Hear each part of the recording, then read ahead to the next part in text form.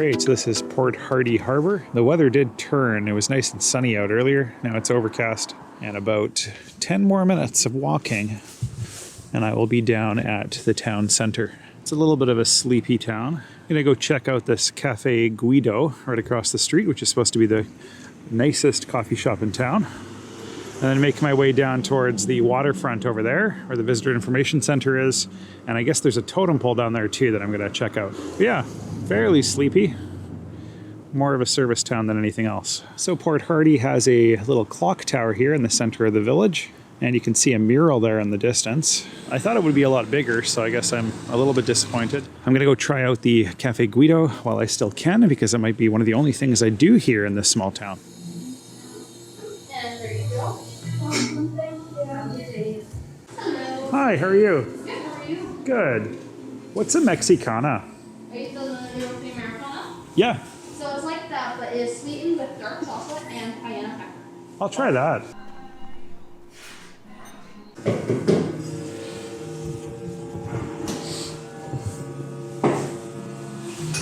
So this is my Mexicana, which again is basically a latte with chocolate syrup and cayenne pepper. So we'll see how this is. It was $5.50 Canadian. Oh, she puts like real cayenne pepper in there, so it is really strange. Whoa, it does pack a punch though. It's definitely spicy. It's really good. Definitely not as nice of a day as it was earlier today. So the sun is setting pretty fast. Here's a little pier down here. And directly across, if you look closely, you can see the BC Ferries boat that still hasn't departed yet for Prince Rupert. Though the town is a bit disappointing, this is not, however. Absolutely beautiful. So many different shades of green on the rocks along the shore here. All the moss that's collected on these rocks.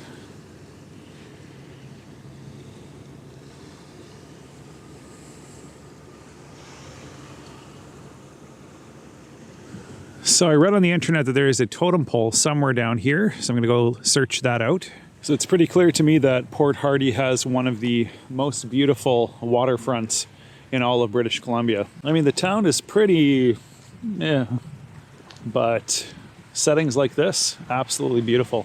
In terms of natural beauty, you will find it here.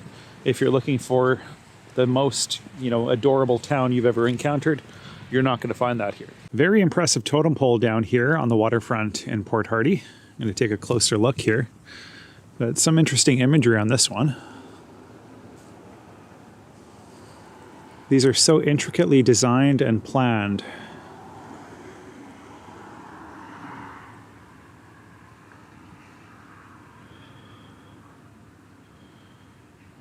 It's a really interesting Tory gate. So this is the Rotary Park. I'm gonna go head down here towards the water once again and then make my way over there. I think there's another totem pole in the distance. So another really strange oddity here, the carrot statue. The sign says this carrot marking the northern end of the island highway is a symbol of government road building promises dangled in front of North Island settlers since 1897. The successful late 1970s carrot campaign was aimed at making the government keep its promises of a completed island highway.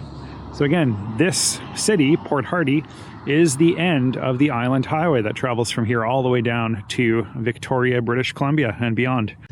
So another very unique totem pole here along the waterfront in Port Hardy. Pretty interesting imagery and color. So I haven't seen any orcas on the water at all, but one can hope.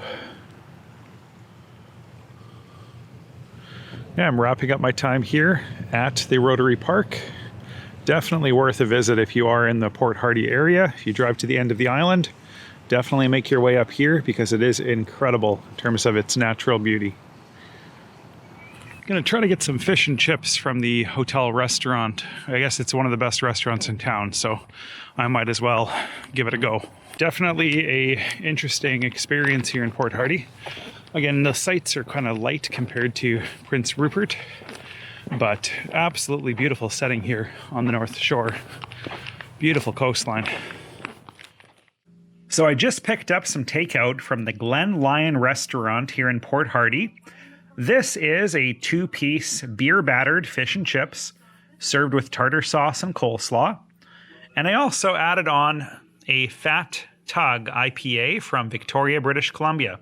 Everything you see here was 30 Canadian dollars. So $20 for the fish and chips and $10 for the jumbo beer. That should last me quite a while. So I cannot tell you how good these fish and chips are, folks.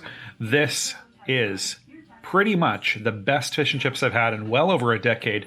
This goes back almost 20 years to Chess's Fish and Chips in St. John's, Newfoundland. Very, very good. Excellent. I don't even know what they did. This was so cheap. It was like $17.99 for 2-piece fish. And these are massive pieces. Well, that is about it for me tonight. If you liked this video, please comment below, subscribe, and I will see you tomorrow.